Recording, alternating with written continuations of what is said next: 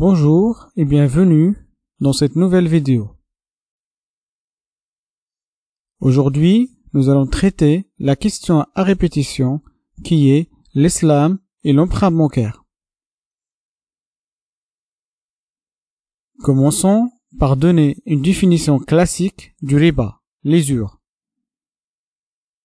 Le riba est l'accroissement d'un capital réalisé sans aucun effort ni échange commercial. Il existe deux formes du riba. Le premier, riba al-fadl ou des ventes,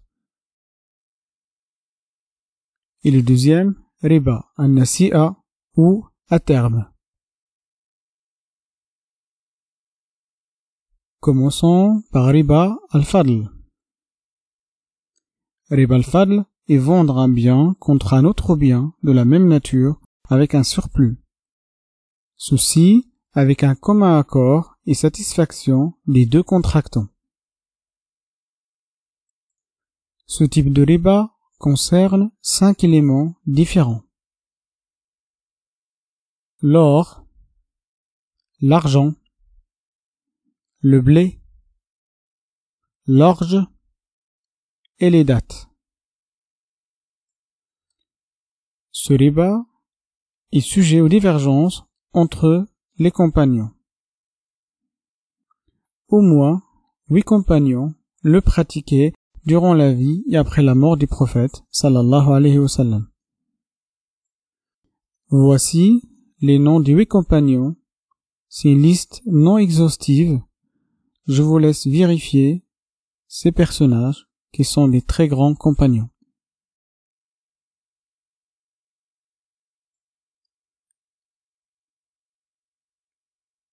Le deuxième type est riba an-nasi'a. C'est l'intérêt perçu pour une dette non remboursée à l'échéance convenue. Donnons un exemple pour clarifier ce type de riba. Vous empruntez de l'argent pour une date donnée et à l'échéance, le prêteur vous donne le choix entre rembourser intégralement ou partiellement votre dette ou avoir un délai supplémentaire en contrepartie de l'accroissement de la valeur de la dette.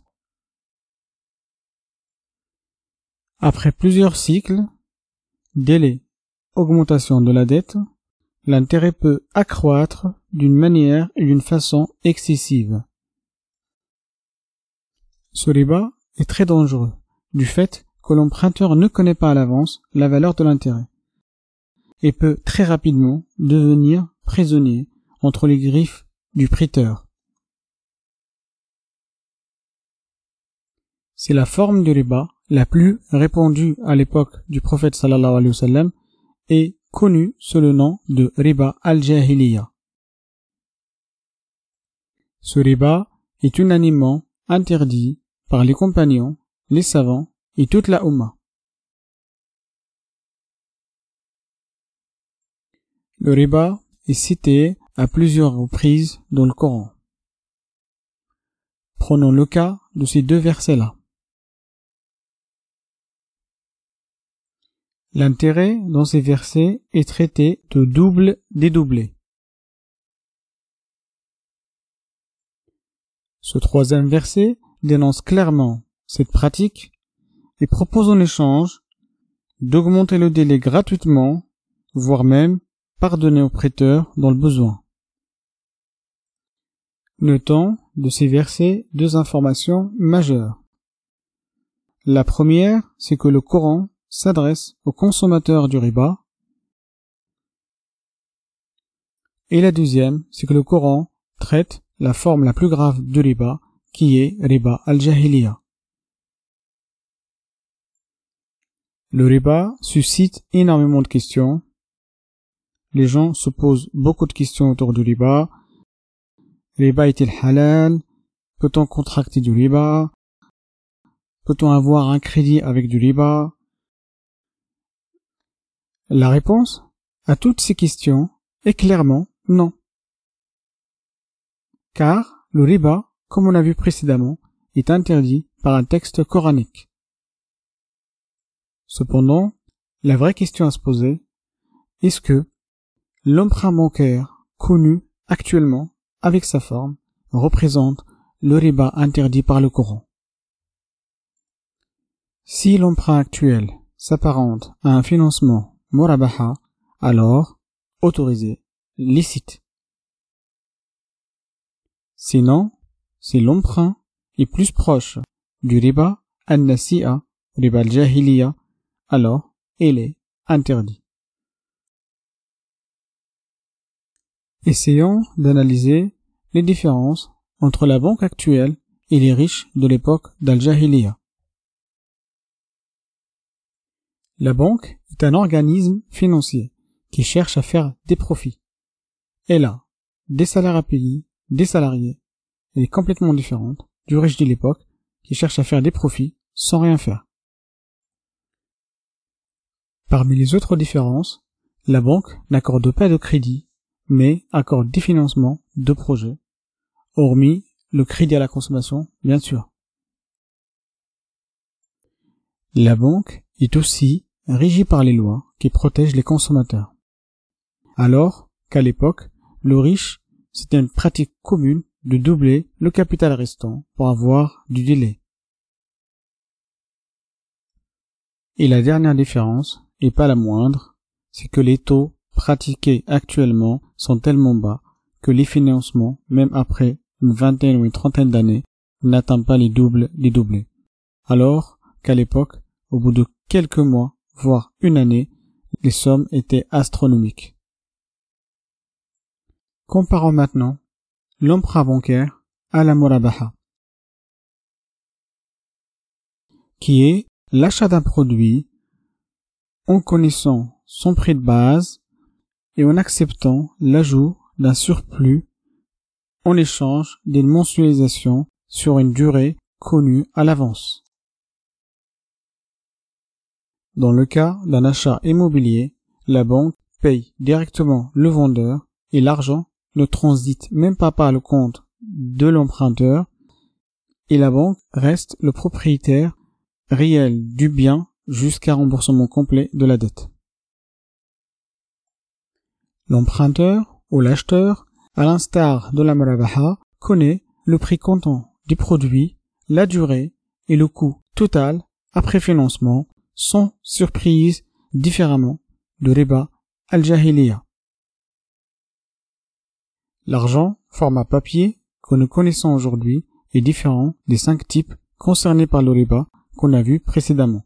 Et le fait de l'intégrer parmi ces 5 est une question de divergence entre les 4 écoles.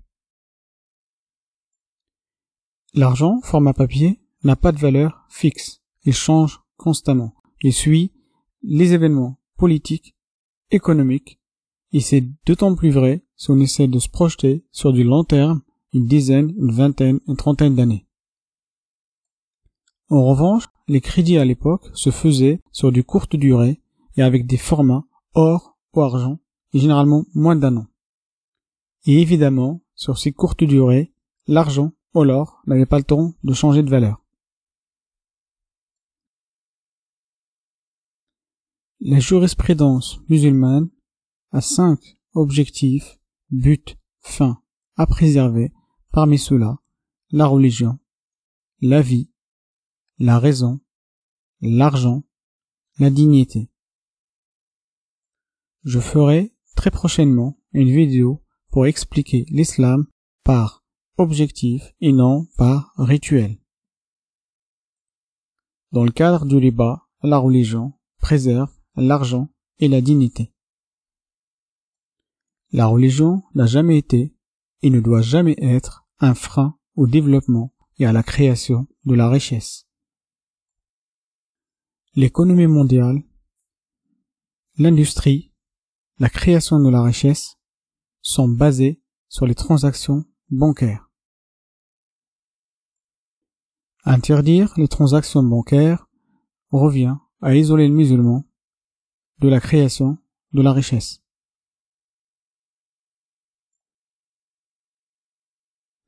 Affirmer rapidement et simplement que l'emprunt bancaire est égal au riba est un énorme raccourci, vu les différences qu'on a vues et les divergences des savants. Nous avons vu dans les slides précédents que l'emprunt bancaire actuel est complètement différent du riba an-nasi'a pratiqué à l'époque de l'Jahiliya. Je vous invite à avoir un regard critique sur ce qu'on vous dit, d'écouter l'avis et le contre-avis et de comprendre les arguments des uns et des autres. Si vous êtes convaincu que l'intérêt est un surplus abusif, alors, pour vous, c'est du riba.